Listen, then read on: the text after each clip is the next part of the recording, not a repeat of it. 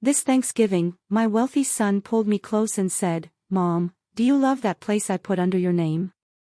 I went still. "What place?" I whispered. "You never gave me a thing." His wife came over wearing that too sweet smile, but sudden panic flickered in her eyes.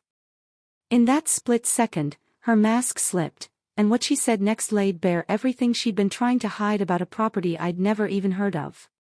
Can you imagine looking your own son in the eye, a millionaire, as he asks about a beautiful lake house he supposedly bought you, a house you've never, ever seen? And then watching his wife, my daughter-in-law, physically crumble right before your eyes? That Thanksgiving, it didn't end with pumpkin pie, it ended with her perfect facade shattering into a million pieces, revealing a truth that changed everything. For 2 years, I wasn't just getting by, I was scraping by. Every single day was a silent battle for survival. My janitor's salary barely stretched to cover the bills. I was rationing my blood pressure medication, praying it would last just a little longer, and I wore the same threadbare coat through 2 brutal winters. But I kept telling myself, it's temporary. Things have to get better, my son, Michael, he built an empire from nothing.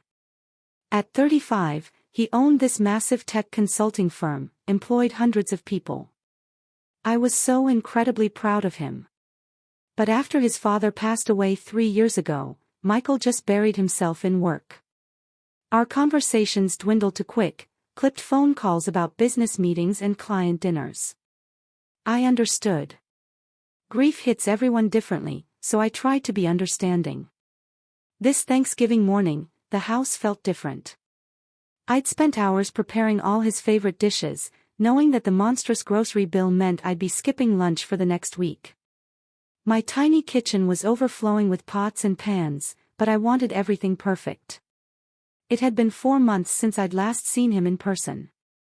When Michael walked through my front door, I was just struck. Everything about him screamed money, not in a flashy way, but in that quiet, undeniable confidence that only true wealth can buy. His watch, his shoes, even that casual sweater probably cost more than my monthly rent. Trailing behind him was Serafina, his wife of 3 years.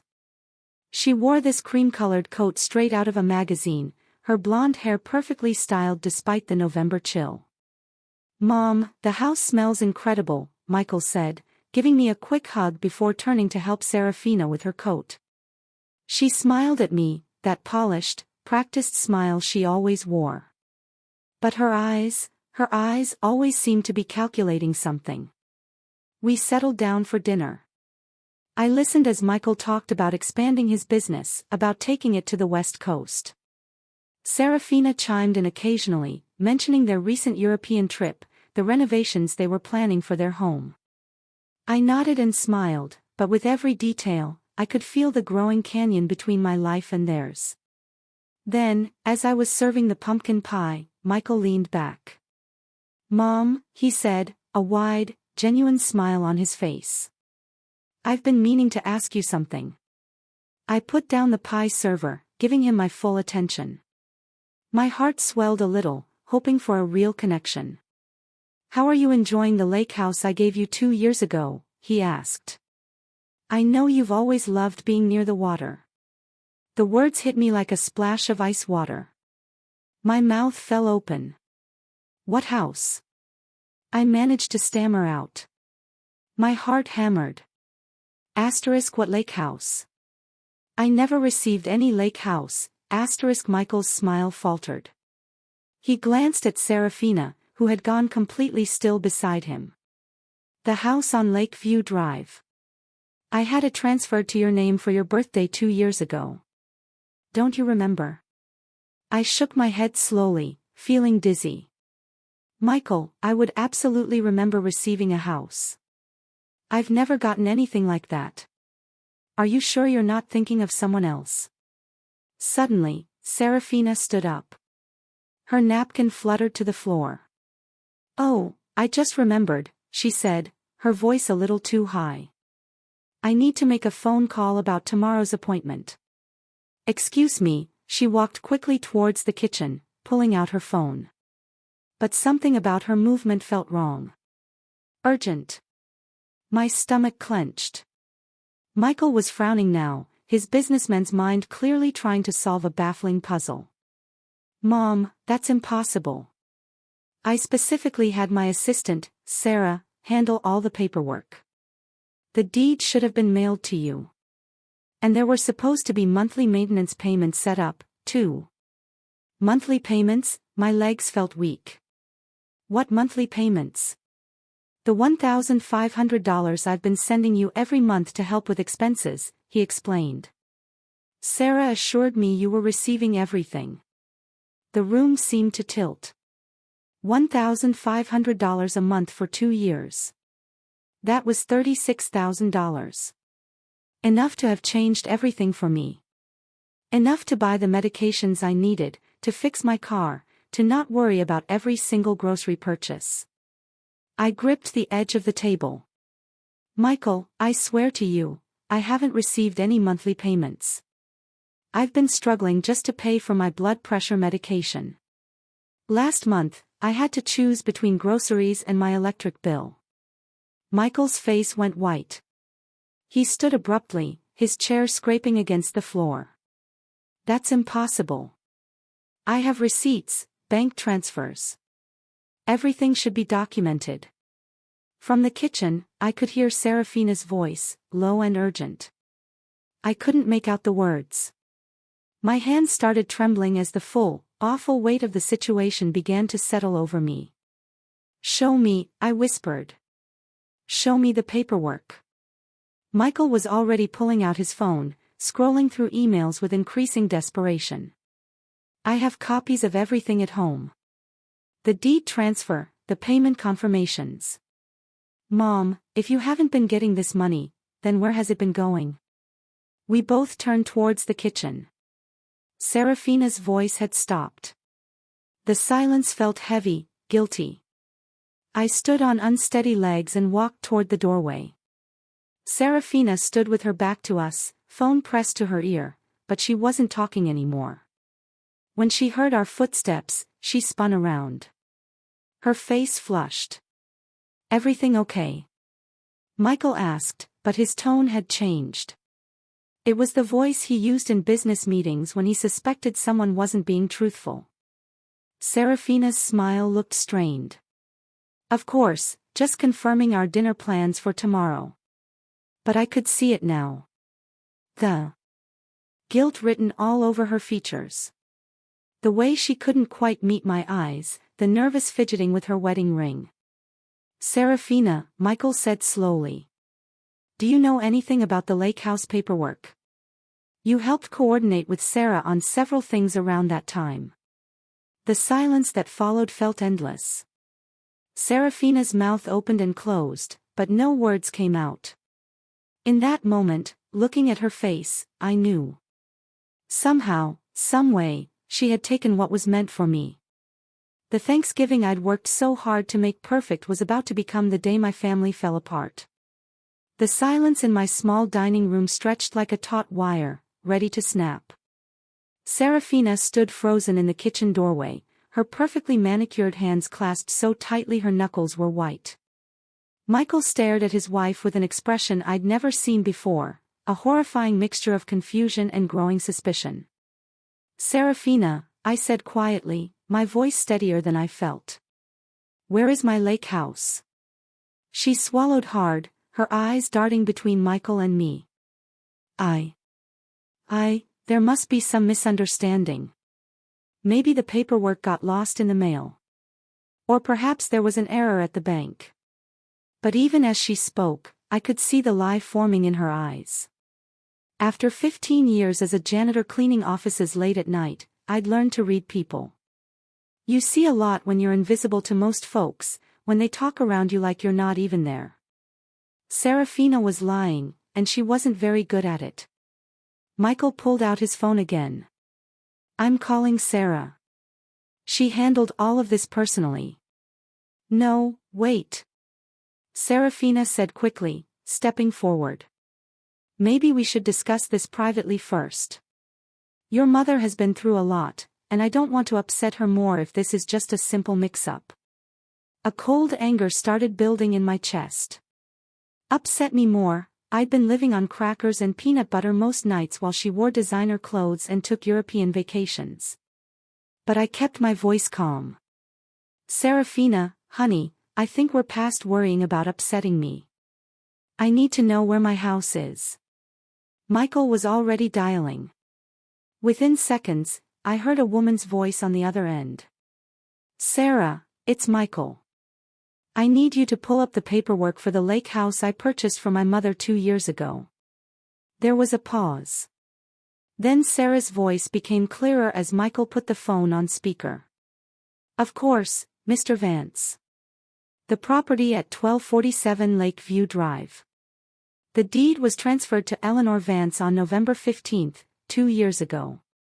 I have copies of all the signed documents. My heart pounded. That was my name, my address for the paperwork, but I had never signed anything. And the monthly payments?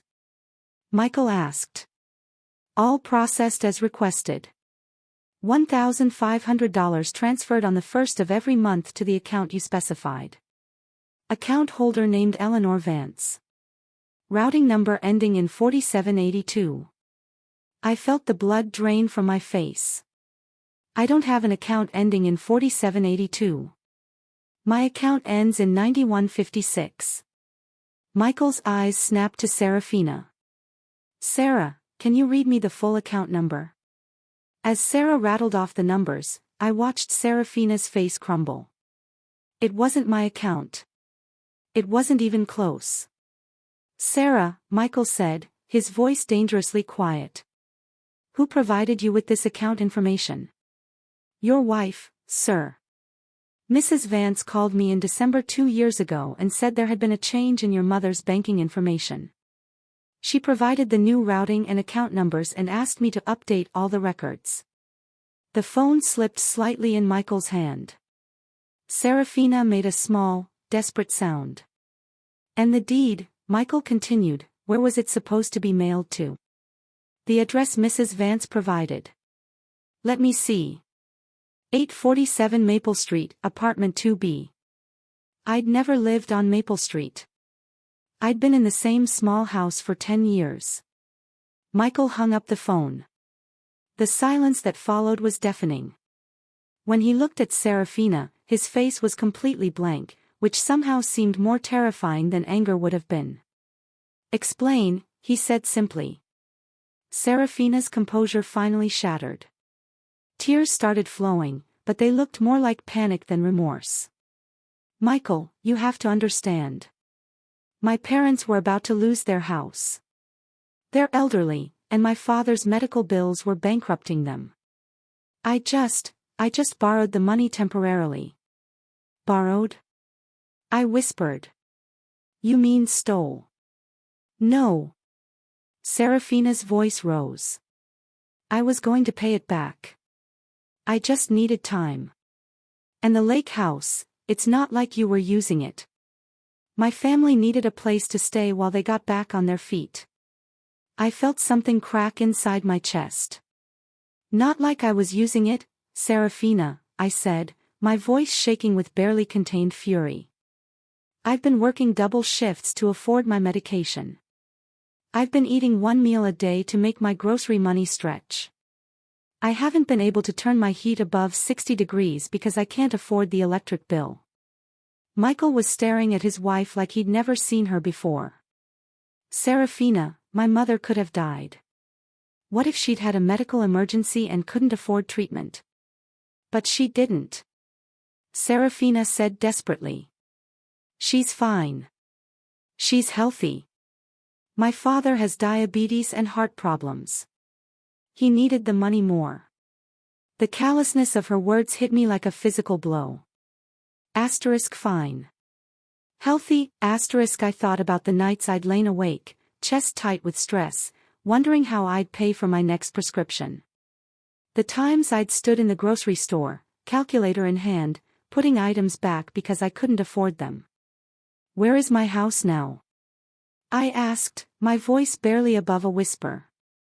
Serafina wiped her nose with the back of her hand, her designer makeup smearing. My parents are living there, and my brother's family. They've been renovating it, making improvements. With my money, Michael said flatly. Serafina nodded miserably. I sank into my chair, feeling suddenly exhausted. For 2 years, I'd told myself that Michael was just too busy to check on me regularly, that his success meant he didn't need to worry about his mother anymore. I'd been proud of his independence, even as I struggled alone. But all this time, he thought he was taking care of me. He thought I was comfortable and secure. Mom, Michael said, his voice cracking slightly. I'm so sorry. I thought you were okay. I thought you had everything you needed. I looked at my son, this successful man who'd worked so hard to build a better life. And I saw the little boy who used to promise he'd take care of me when he grew up. He tried to keep that promise, but the woman he trusted most in the world had stolen it from both of us. How much? I asked Serafina. How much of my money did you take? She was quiet for a long moment. All of it, she finally whispered. $36,000, plus a house that was probably worth at least $200,000 more. Serafina's family had been living like kings on money that was meant to keep me from poverty. Michael stood up slowly, his movements careful and controlled. Serafina, pack your things. I want you out of my house tonight. Michael, please, she begged, reaching for him.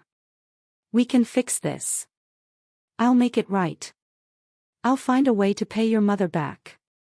He stepped away from her touch. With what money? You haven't worked a day since we got married. Everything you have, everything your family has been living on, was stolen from my mother. I watched my daughter-in-law fall apart. And I felt nothing. No pity, no satisfaction. Just a hollow emptiness where trust used to be. She'd looked me in the eye for 2 years. Had sat at this very table, knowing I was struggling, while her family lived in luxury at my expense. As Serafina's sobs echoed through my small dining room, I realized that this Thanksgiving would indeed be unforgettable, but not because of the family gathering I'd hoped for. It would be remembered as the day I learned that sometimes the people who smile the brightest are the ones hiding the darkest secrets. After Serafina left that night, sobbing and begging for forgiveness that neither Michael nor I could give, my house felt different. Quieter. But not peaceful. The silence was heavy with unanswered questions and the crushing weight of betrayal that seemed to settle into every corner. Michael wanted to call his lawyer immediately, but I asked him to wait. Not because I was having second thoughts, but because something told me we needed to know the full extent of what Serafina had done. Thieves rarely steal just once, and I had a gut feeling this went deeper than a house and some monthly payments. Mom, you don't need to do anything, Michael said, sitting across from me at my kitchen table, his expensive suit wrinkled from the long, awful day. Let me handle everything. You've been through enough. But I shook my head. For 2 years, I'd been the victim of Serafina's lies. I'd been helpless, unknowing, while she systematically robbed me of what little security I might have had. Now I knew the truth, and I wasn't going to sit back and let others handle my business. I need to see it all, I told him. Every document, every bank record, every piece of paperwork. I need to understand exactly what she did to me. The next morning, after Michael went home to change and gather documents, I called in sick to work for the first time in 2 years. Miss Jenkins, my supervisor, was surprised but understanding when I told her I had a family emergency. If only she knew. Michael returned with boxes of paperwork and his laptop. We spread everything across my small dining table, the same table where Serafina had sat just hours before, playing the role of the concerned daughter-in-law while hiding her crimes. The first document we examined was the deed to the lake house. My signature was there, clear as day, on a document I'd never seen before. But as I stared at it, something seemed off. This isn't how I sign my name, I said, pointing. Look at the E in Eleanor. I always make it with a little loop at the top, but this one is just straight lines. Michael pulled out his phone, took a picture of the signature, then found an old birthday card I'd signed for him last year. The differences were subtle, but clear once he knew what to look for. She forged your signature, he said, his voice flat with anger. We kept digging. The bank records showed that the monthly payments had been going to an account that was indeed in my name, but at a bank I'd never done business with. Someone had opened an account using my personal information. I need to see this account, I said. Michael called the bank, but they wouldn't give him information over the phone since he wasn't an account holder.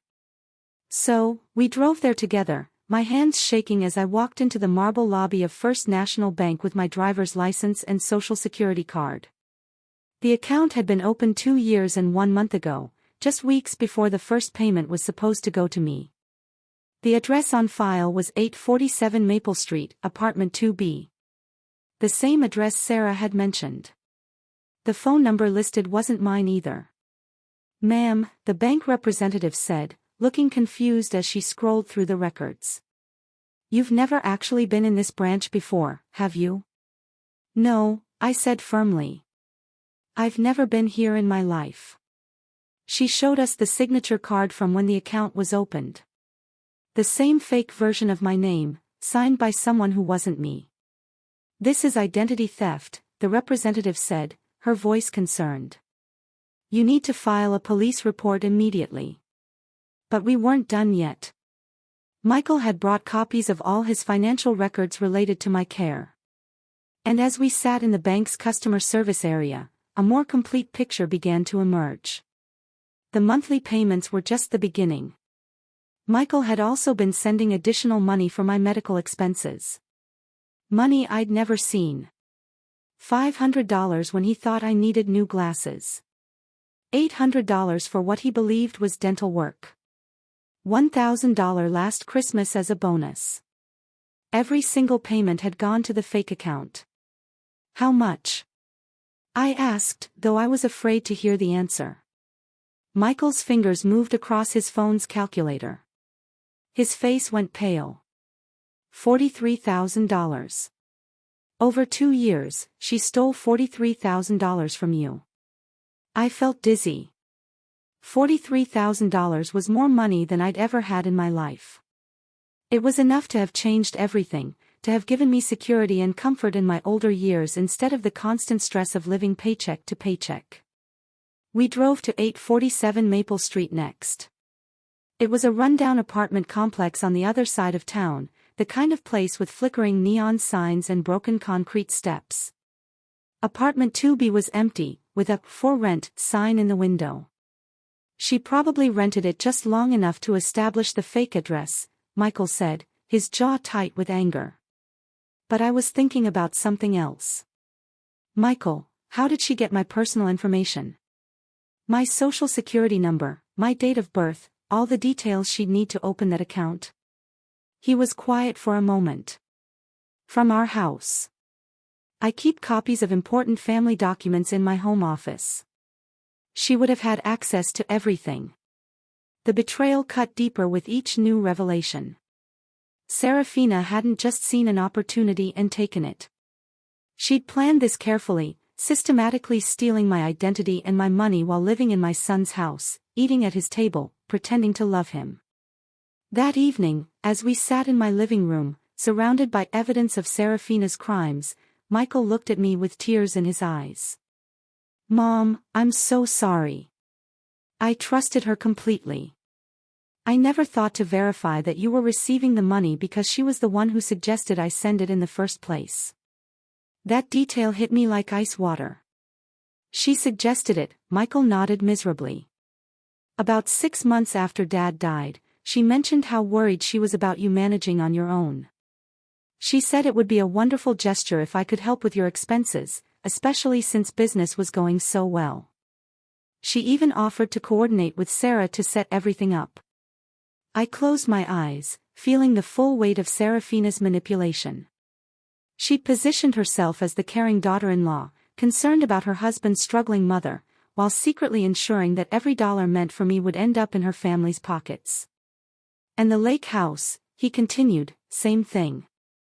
She said you'd mentioned wanting to live near water, that it would be good for your health and peace of mind.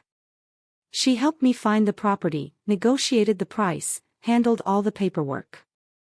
Serafina had played my son like a violin, using his love for me against both of us. She'd made him feel generous and caring while systematically robbing me of everything he tried to give me. As Michael gathered up the papers to take to his lawyer, I sat alone in my living room, staring at the walls I'd grown so familiar with over the past 2 years. This small, cramped space with its old furniture and broken air conditioner wasn't supposed to be my reality. I was supposed to be living comfortably in a beautiful house by the lake with enough money to buy my medications without counting pennies.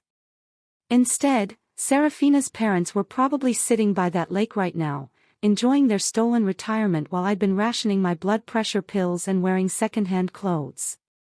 But knowing the truth, as painful as it was, felt like the first step toward getting my life back.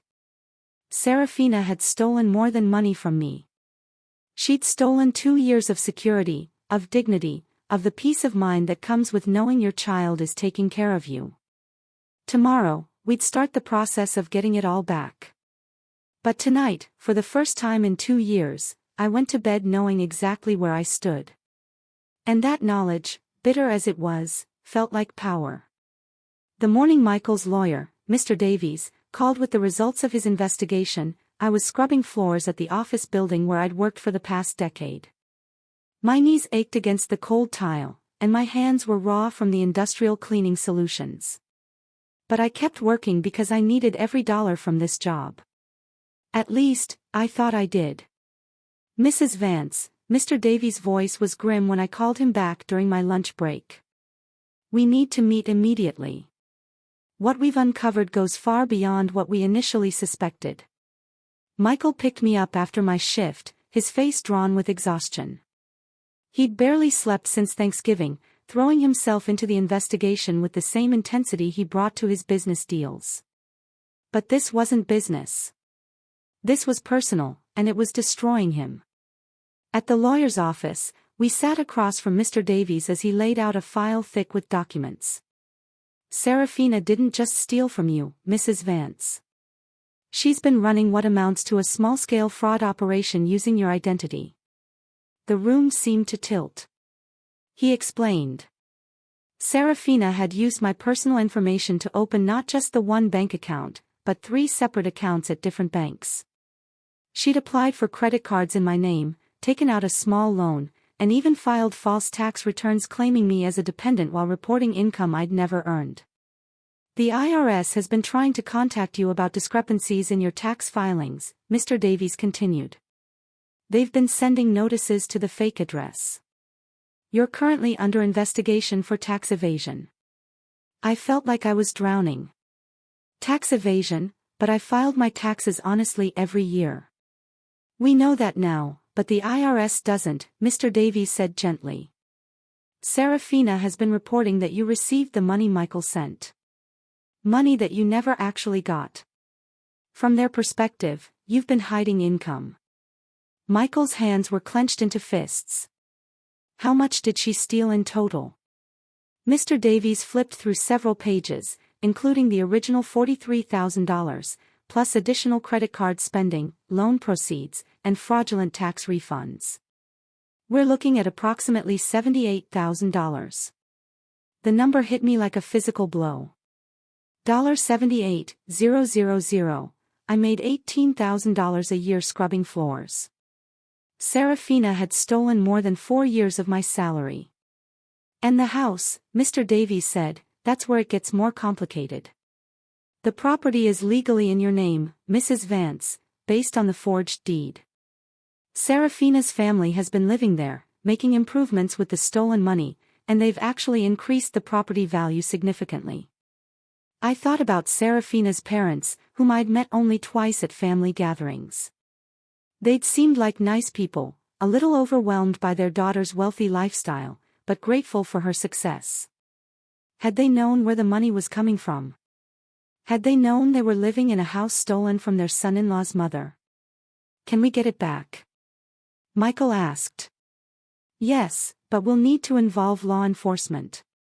This isn't a civil matter anymore. This is criminal fraud, identity theft, and tax evasion. Serafina could face serious prison time. I was quiet for a long moment, thinking about the woman who'd sat at my table just days ago, crying and begging for forgiveness. She'd seemed genuinely remorseful. But now, I wondered if those tears had been real or just another manipulation. What about her family? I asked. Her parents, her brother with the children. Mr. Davies' expression was sympathetic but firm. They'll have to vacate the property. If they can prove they didn't know the money was stolen, they might avoid criminal charges, but they can't keep what was bought with fraudulent funds. Michael was staring out the window, his jaw tight. Where is Serafina now? She's staying with her parents at the lake house, Mr. Davies said. Our investigator confirmed she's been there since she left your house on Thanksgiving. So, she ran straight to the people who'd been living off my mother's stolen money, Michael said bitterly. Of course she did.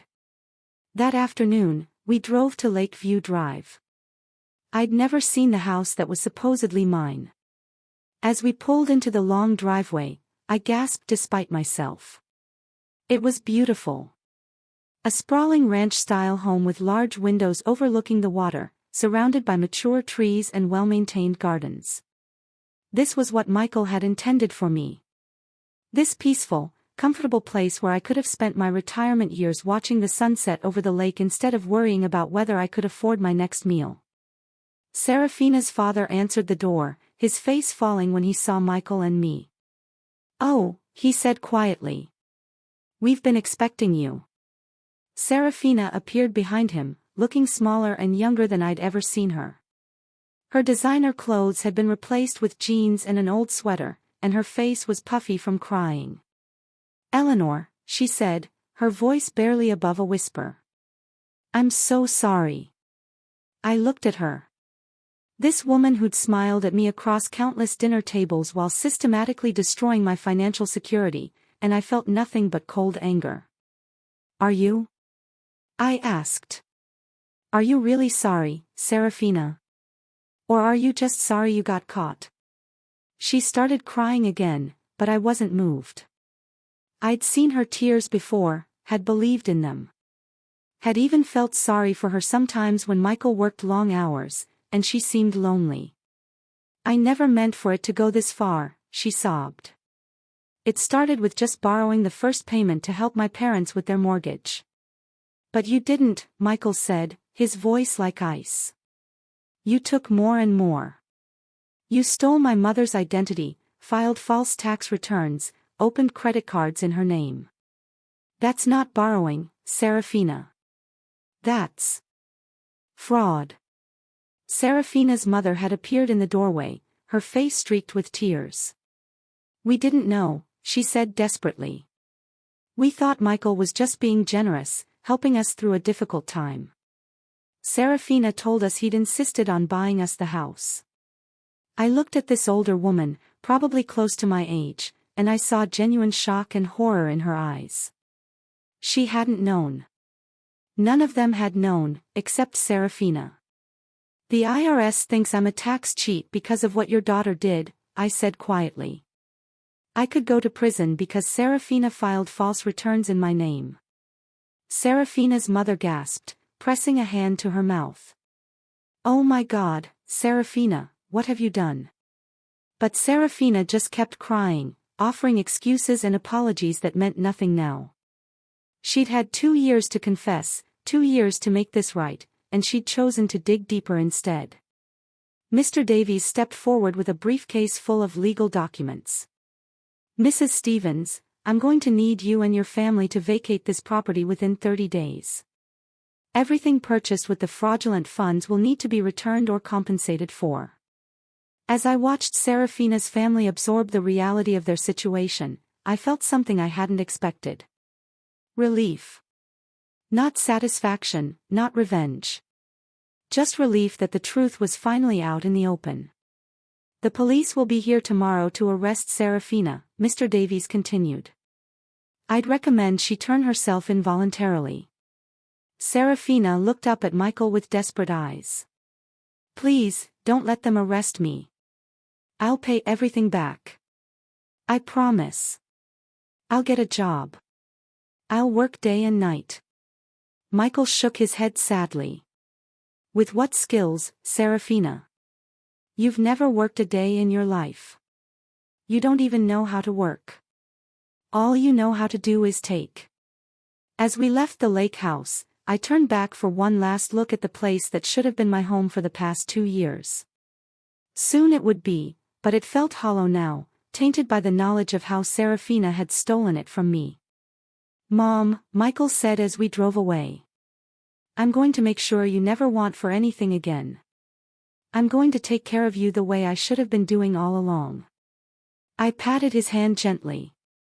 You were taking care of me, honey. It's not your fault that Serafina stole what you gave me.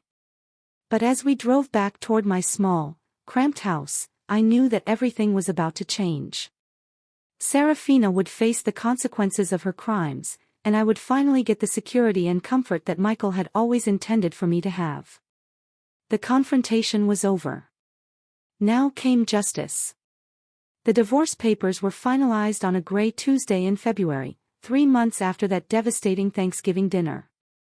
I sat in the courthouse hallway beside Michael as his lawyer, Mr. Davies, emerged from the courtroom with news that Serafina had signed everything without contest. She'd already been sentenced to 18 months in prison for fraud and identity theft, and fighting the divorce would have only added legal fees she couldn't afford. It's done, Mr. Davies said, sitting down beside us. The marriage is dissolved.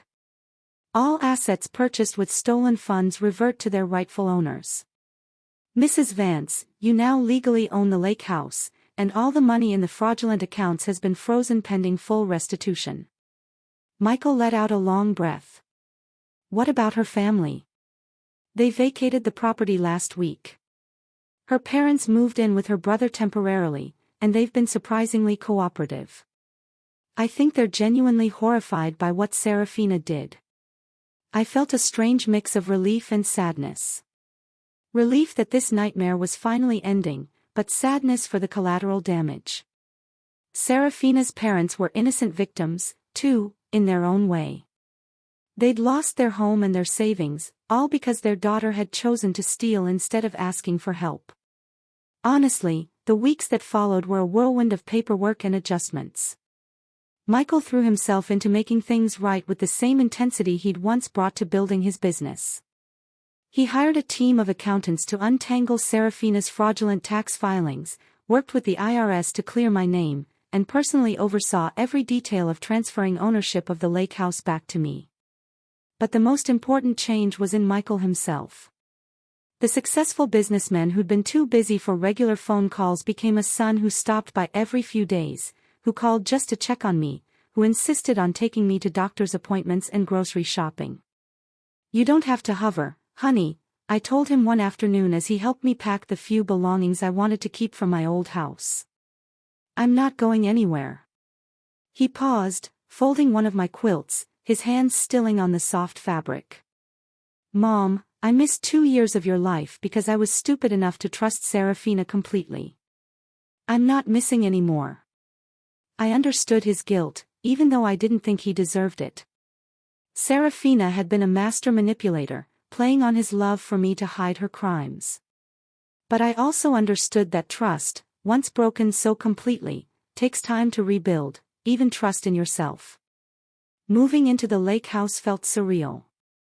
The place was beautiful, but it carried the weight of everything that had happened. Serafina's family had taken good care of it, I had to admit. The gardens were well maintained. The house was clean and updated, and they'd even added a screened porch overlooking the water that I fell in love with immediately. But it felt like moving into someone else's life rather than reclaiming my own. We can change anything you want, Michael said as we walked through the rooms together. New furniture, different paint colors, whatever would make it feel like home to you. I appreciated his thoughtfulness, but I wasn't sure new curtains would erase the knowledge that Serafina's father had sat in this very living room for 2 years reading his morning paper while I'd been rationing my medication 50 miles away. The financial restitution process was more complex than I'd expected. The account Serafina had opened in my name contained not just the money Michael had sent, but also funds from the credit cards she'd used and the loan she'd taken out. Untangling what belonged to whom required forensic accounting and months of documentation. The good news, my new financial advisor explained, is that when all is said and done, you'll have not just the original money your son sent, but also accumulated interest and some additional compensation for the identity theft.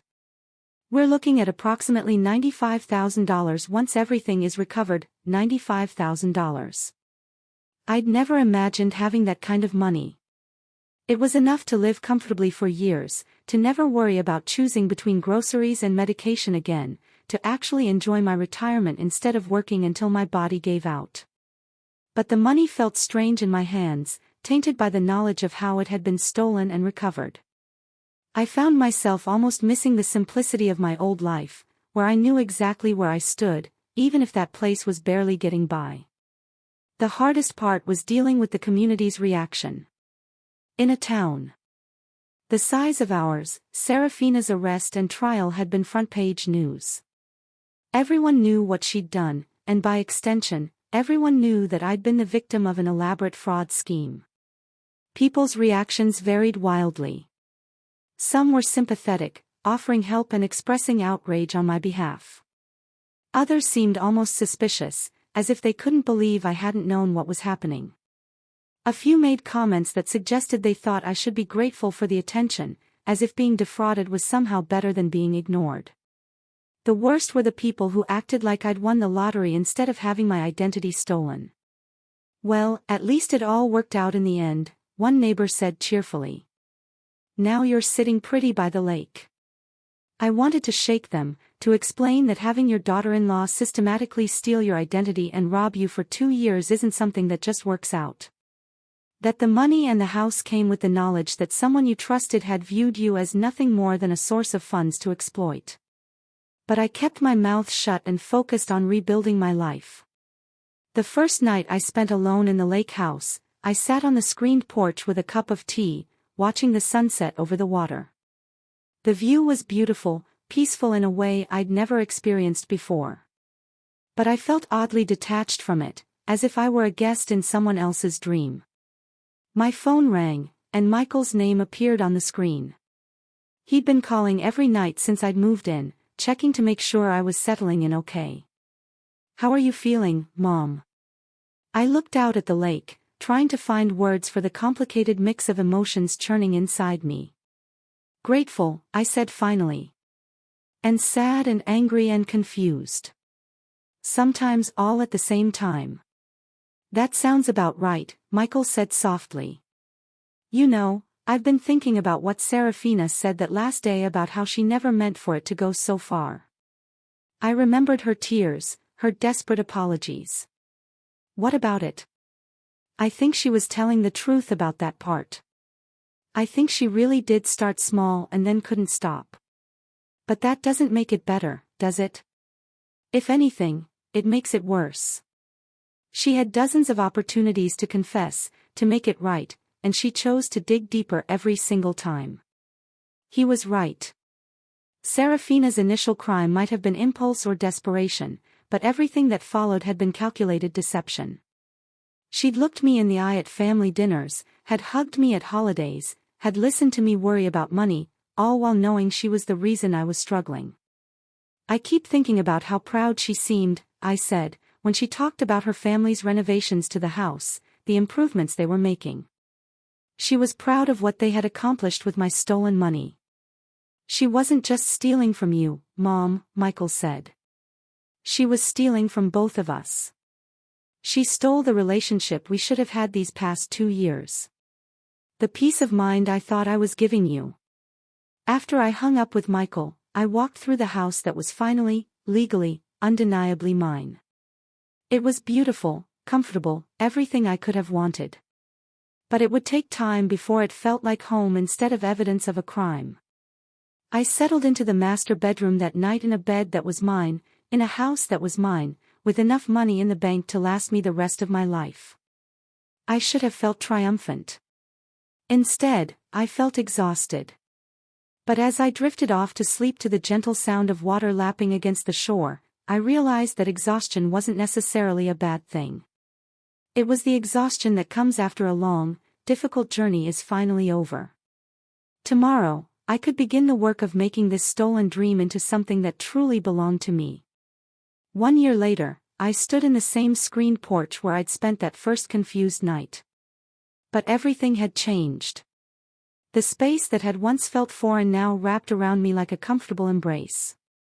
I'd replaced Serafina's family's furniture with pieces that spoke to me, added plants that I'd chosen myself, and hung photos that told the story of my real life rather than someone else's stolen dream. The morning routine I'd developed had become sacred to me. Coffee on the porch as the sun came up over the lake, watching the water change colors with the light. It was a luxury I'd never imagined I'd have, this peace, this time to simply exist without the constant weight of financial worry. Michael's car pulled into the driveway right on schedule for our weekly breakfast together. This tradition had started months ago after his initial guilt-driven hovering had settled into something more natural. We'd both learned to navigate this new relationship, one built on honesty rather than the false foundation Serafina had created.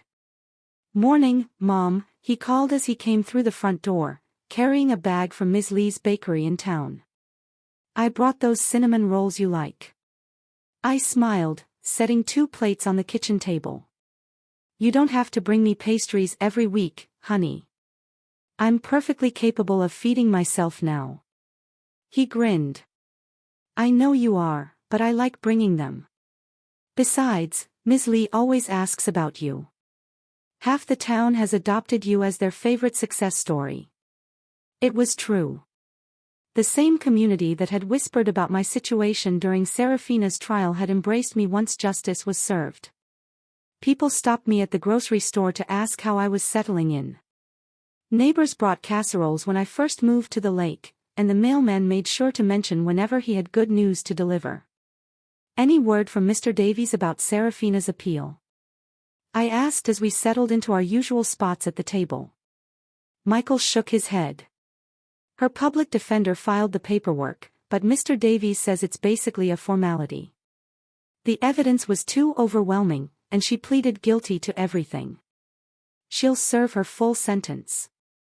18 months had seemed like such a short time when the judge announced it. But as the seasons changed and my new life took shape, I'd stopped thinking about Serafina's timeline and started focusing on my own. "How do you feel about that?" Michael asked, studying my face carefully. I considered the question seriously. A year ago, I might have wanted Serafina to suffer more, to face consequences that matched the scale of what she'd stolen from me. But now, sitting in the house that was truly mine, with money in the bank and my son's genuine attention, revenge felt less important than it once had. "I feel like she's where she needs to be," I said finally. "Not because I want her to suffer, but because she needs to face real consequences for what she did. Maybe prison will teach her something that our family never could." Through the legal process, I'd learned more about Serafina's psychology than I'd ever wanted to know. When she married Michael, she'd suddenly had access to wealth she'd never imagined. But apparently, it hadn't been enough. She needed to feel like she was the provider, the one who could solve her family's problems. The therapist her lawyer recommended says she has something called entitlement syndrome, Michael had told me months ago. She genuinely believed she deserved whatever she could take because life had been unfair to her. I'd thought about that explanation for a long time. Life had been unfair to me, too, when I'd lost my husband and found myself struggling to make ends meet. But I'd never considered that unfairness gave me the right to steal from others. "Have you heard anything about her family?" I asked. Michael nodded. Her parents moved to Arizona to live with her aunt. Her brother found a job in another state. They're starting over, basically. I felt a pang of sympathy for them. Serafina's crimes had destroyed more lives than just mine. Her parents had lost their home and their savings. Her brother's children had been uprooted from their schools and friends, all because Serafina had chosen theft over honesty. I've been thinking about writing them a letter, I said. Michael's eyebrows rose. Really? What would you say? That I don't blame them.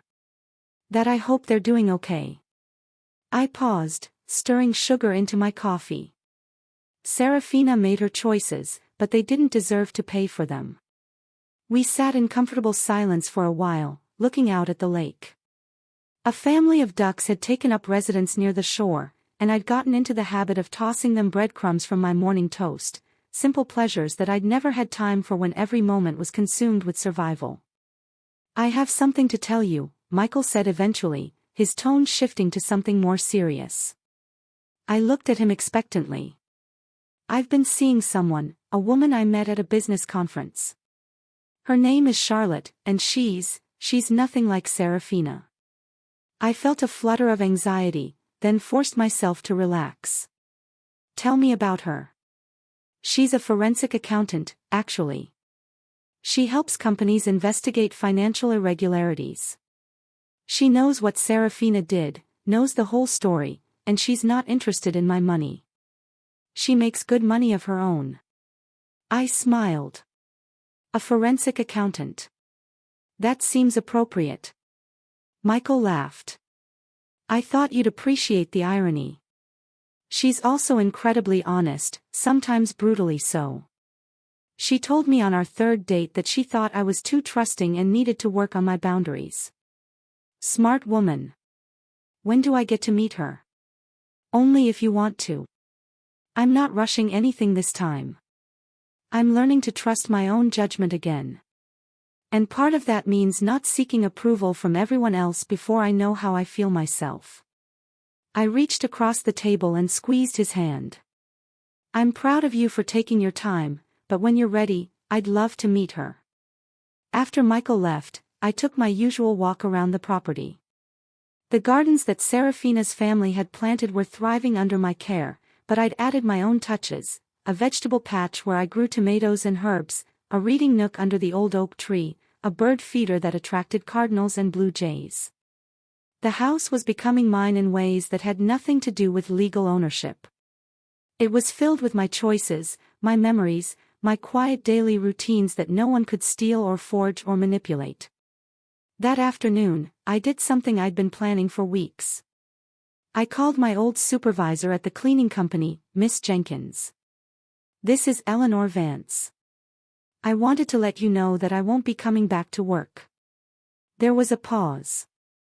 Are you feeling all right, Margaret? You've been out quite a while now. I'm feeling better than I have in years, I said, smiling at the truth of it. I am retiring. It felt strange to say the word. I'd never imagined I'd be able to retire. Had assumed I'd work until my body gave out.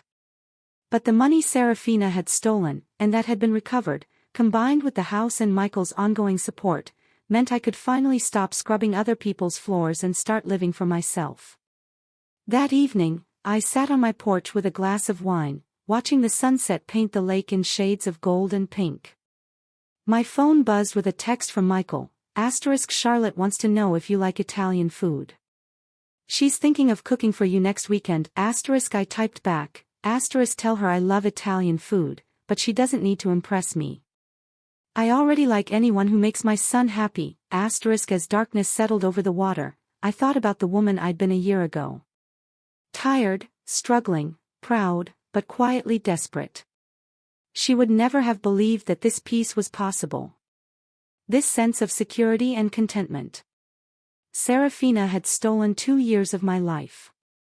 But in a strange way, her crimes had also given me something I might never have had otherwise. They'd forced Michael to truly see me, to understand that I needed more than just financial support. I needed his presence, his attention, his genuine care. They'd also taught me something about my own strength. I'd survived the theft, the investigation, the trial, the complicated process of reclaiming my identity and my life. I'd learned that I was tougher than I'd given myself credit for, more resilient than I'd ever needed to be before. I'd also learned something about forgiveness. Not forgiveness for Serafina, who would have to earn that through genuine change that I might never witness, but forgiveness for myself for being trusting enough to believe in her lies, and forgiveness for Michael, who'd been manipulated just as thoroughly as I had been. As I locked up the house and headed to bed, I felt the deep satisfaction that comes from a day well lived and a life reclaimed. Tomorrow would bring new small pleasures, new quiet joys, new moments of peace that no one could steal. The lake house that had started as Serafina's crime scene had become my sanctuary. The money that had been stolen and recovered had become my security. The son who had been deceived into neglecting me had become my devoted companion. Serafina had tried to steal my future, but in the end, she'd only delayed it. Now it was mine fully and completely, to live exactly as I chose. Honestly, after hearing all this, what would you have done in my shoes? How would you have picked up the pieces and found peace again? Let me know in the comments below.